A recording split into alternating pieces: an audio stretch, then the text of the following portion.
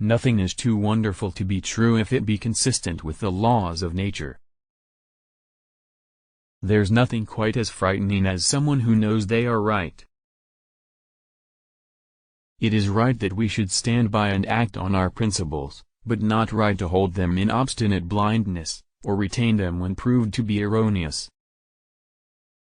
A man who is certain he is right is almost sure to be wrong. Shall we educate ourselves in what is known, and then casting away all we have acquired, turn to ignorance for aid to guide us among the unknown? But still try, for who knows what is possible. No matter what you look at, if you look at it closely enough, you are involved in the entire universe. I will simply express my strong belief that that point of self-education which consists in teaching the mind to resist its desires and inclinations, until they are proved to be right, is the most important of all, not only in things of natural philosophy, but in every department of daily life. In place of practicing wholesome self-abnegation, we ever make the wish the father to the thought, we receive as friendly that which agrees with, we resist with dislike that which opposes us, whereas the very reverse is required by every dictate of common sense. Who would not have been laughed at if he had said in 1800 that metals could be extracted from their ores by electricity, or that portraits could be drawn by chemistry? I hope that in due time the chemists will justify their proceedings by some large generalizations deduced from the infinity of results which they have collected. For me, I am left hopelessly behind, and I will acknowledge to you that through my bad memory organic chemistry is to me a sealed book. Some of those here, Hoffman for instance, consider all this however as scaffolding, which will disappear when the structure is built. I hope the structure will be worthy of the labor. I should expect a better and a quicker result from the study of the powers of matter, but then I have a predilection that way and am probably prejudiced in judgment.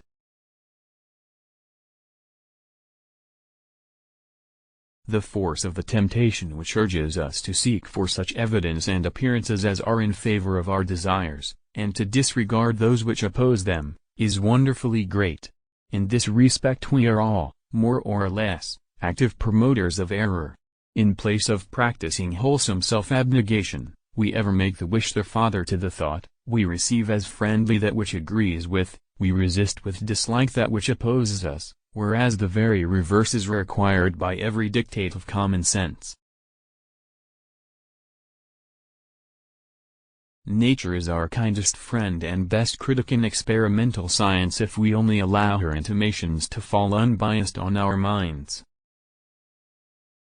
We receive as friendly that which agrees with, we resist with dislike that which opposes us, whereas the very reverse is required by every dictate of common sense. Do not refer to your toy books, and say you have seen that before. Answer me rather, if I ask you, have you understood it before? Bacon in his instruction tells us that the scientific student ought not to be as the ant, who gathers merely, nor as the spider who spins from her own bowels, but rather as the bee who both gathers and produces. All this is true of the teaching afforded by any part of physical science. Electricity is often called wonderful, beautiful, but it is so only in common with the other forces of nature. The beauty of electricity or of any other force is not that the power is mysterious and unexpected, touching every sense at unawares in turn, but that it is under law, and that the taught intellect can even now govern it largely. The 5 essential entrepreneurial skills for success are concentration, discrimination, organization, innovation, and communication. See how beautifully these are colored. You see here mauve, magenta, and all the chemical colors recently introduced, applied to candles. I am no poet, but if you think for yourselves, as I proceed, the facts will form a poem in your minds. I was at first almost frightened when I saw such mathematical force made to bear upon this subject, and then wondered to see that the subject stood it so well. I am busy just now again on electromagnetism and think I have got hold of a good thing, but can't say, It may be a weed instead of a fish that after all my labor I may at last pull up. You will be astonished when I tell you what this curious play of carbon amounts to. A candle will burn some 4, 5, 6, or 7 hours. What, then, must be the daily amount of carbon going up into the air in the way of carbonic acid? Then what becomes of it? Wonderful is it to find that the change produced by respiration is the very life and support of plants and vegetables that grow upon the surface of the earth.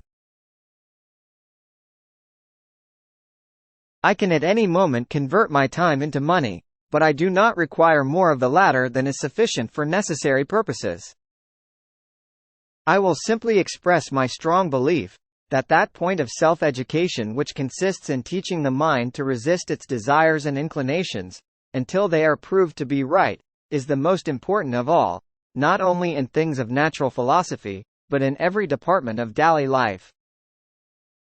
Shall we educate ourselves in what is known, and then casting away all we have acquired, turn to ignorance for aid to guide us among the unknown? Why will people go astray when they have this blessed book to guide them? No wonder that my remembrance fails me, for I shall complete my 70 years next Sunday, the 22, and during these 70 years I have had a happy life, which still remains happy because of hope and content.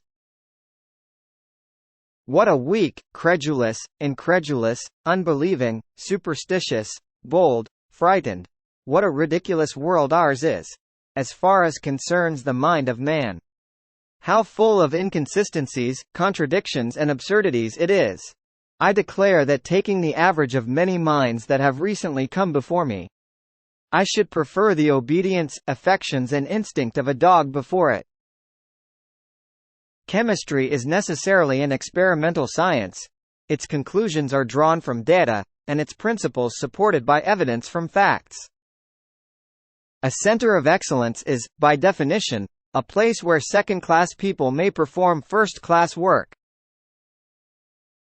It is the great beauty of our science, chemistry, that advancement in it, whether in a degree great or small, instead of exhausting the subjects of research, opens the doors to further and more abundant knowledge, overflowing with beauty and utility. If the term education may be understood in so large a sense as to include all that belongs to the improvement of the mind, either by the acquisition of the knowledge of others or by increase of it through its own exertions, we learn by them what is the kind of education science offers to man. It teaches us to be neglectful of nothing, not to despise the small beginnings, for they precede of necessity all great things in the knowledge of science, either pure or applied.